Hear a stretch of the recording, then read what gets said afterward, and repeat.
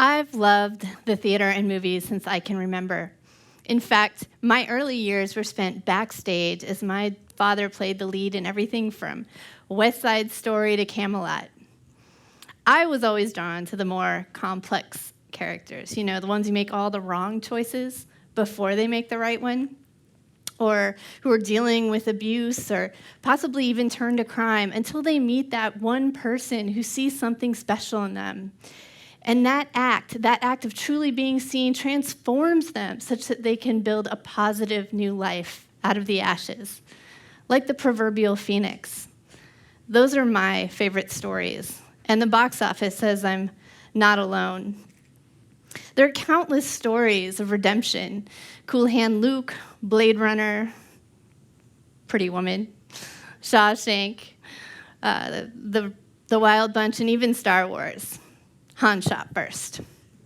So, though we love these stories of redemption, we love people who've beaten the odds, we have so much trouble when it comes to real people who've led challenging lives and perhaps even served time in prison. Somehow we think that though there's this path of redemption in our favorite films and books, that's not the way it works in the real world. As a documentary filmmaker, it's my goal to give you a front row seat, introducing you to complex subjects and through intimate and compelling storytelling. I was inspired to make documentaries to share stories of real people living even more challenging lives than our favorite characters. It is only then that we can see that often they're dealing with mental illness, substance abuse, and a great deal of unresolved trauma. It's no wonder that their stories are more dramatic and their struggles deeper.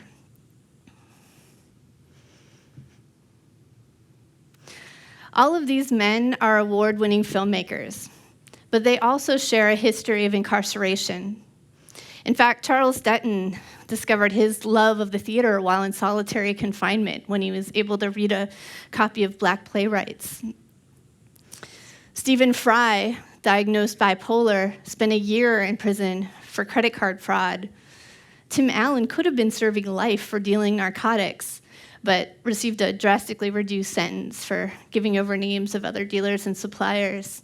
And Mark Wahlberg, now a Hollywood favorite, was once involved in dealing drugs and criminal behavior and was eventually convicted of attempted murder.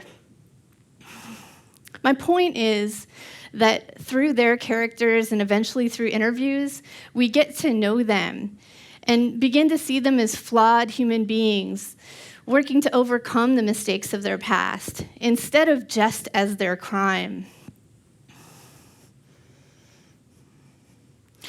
My documentary, Life After Life, follows men who were incarcerated as juveniles and spent 20 to 30 years in prison before getting, and transforming their lives before getting a chance at life after life.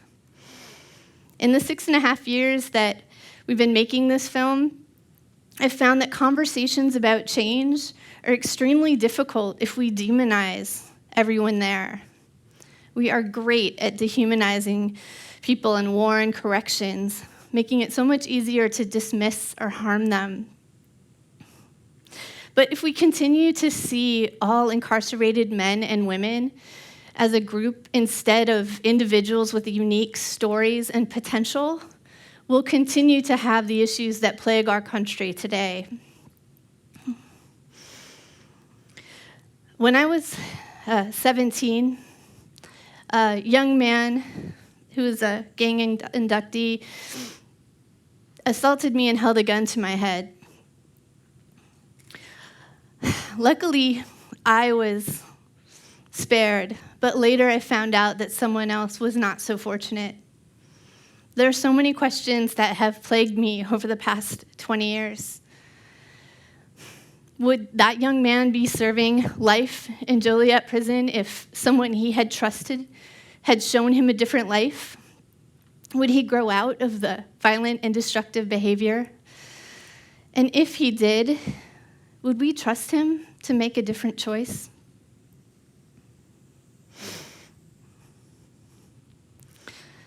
"15 years after that incident, I walked into San Quentin State Prison, and I'd be lying if I told you I was anything other than terrified. But after a fitful night's sleep, I meditated and decided to try to go in with an open heart and mind. Although it was the longest walk I've ever taken through many locked gates, I was quickly made at ease. The men I met treated me as an exalted and respected guest. I've often described it as being treated like a grandmother. I was there to teach yoga, and that started my tenure teaching in San Quentin. Quickly, I began to see the men as the sum of their experiences instead of just the act that had brought them to prison. You see, the year before, I had started a program teaching yoga and mindfulness to incarcerated youth with the hope of stopping the cycle before it began. The men I met on the yard of San Quentin that day were not different than the young people I had taught the day before. They were just older. So over the first year that I taught yoga at San Quentin, I really began to build a great respect for the men in my classes. They were serving life sentences, and a life sentence means that you cannot get out of prison until you are found suitable by a parole board. And even if you are found suitable, then the governor can veto your release. Thus, until recently, lifers were rarely released. Regardless, they remained hopeful. They continued to educate themselves and in hopes of supporting not only themselves, but their families and other men who might be going home soon. I was so inspired by them that I could only answer a resounding yes when, having found out I was a filmmaker, they asked me to tell their story. Allow me to introduce you to one of those men, Harrison Sayuga. Seeing how much I could affect someone's life in a positive way, even through my own negative experiences, for me that was like empowerment. For me that was like realizing my potential. You know, the future is looking good, and I have a second chance at that, where there was a time when I thought that I would never get out of prison.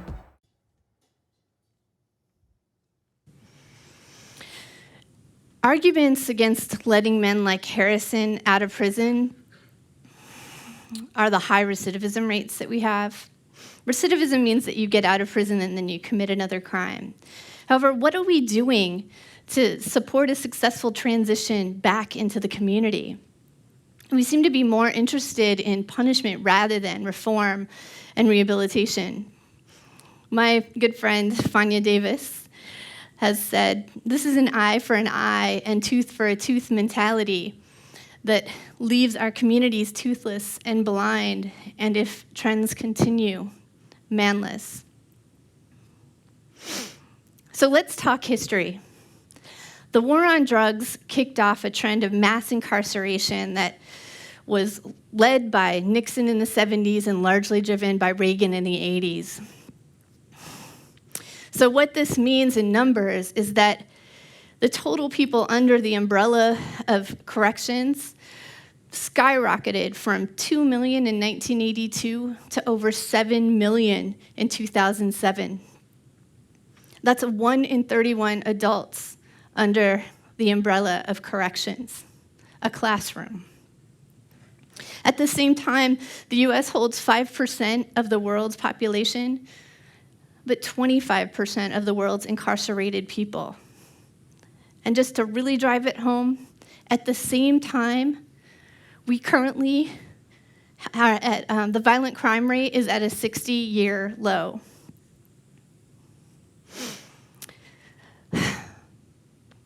So many of you may have heard of the US Supreme Court order a couple years ago that is ordering California to reduce their prison population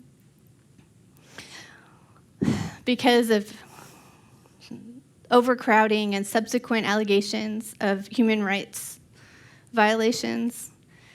I get emotional. I was in the prison system over the past 6.5 years, so I've seen it, lived it.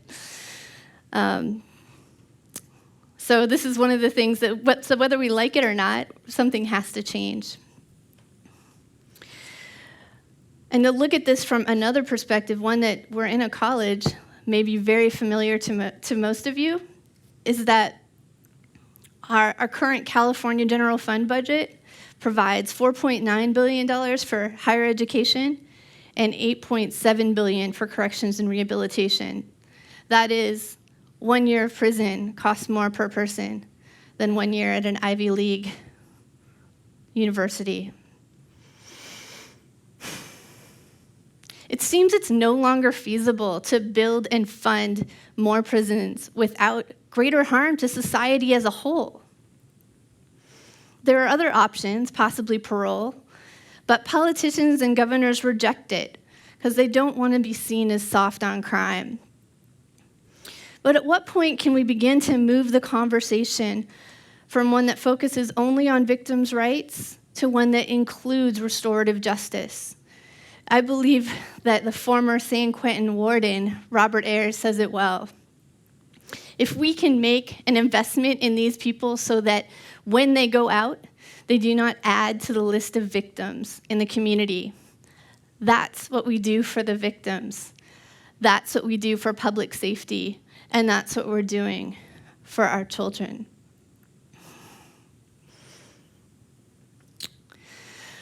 So, as a filmmaker and affected family member, the men in my film have rekindled my hope and inspired me to continue to support a healthier and more informed community. My mission is to help the average person to see these men, their stories, their mistakes, and their potential.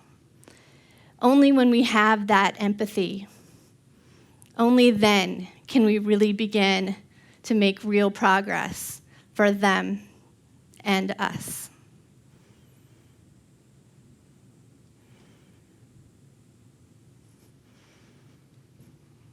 Thank you.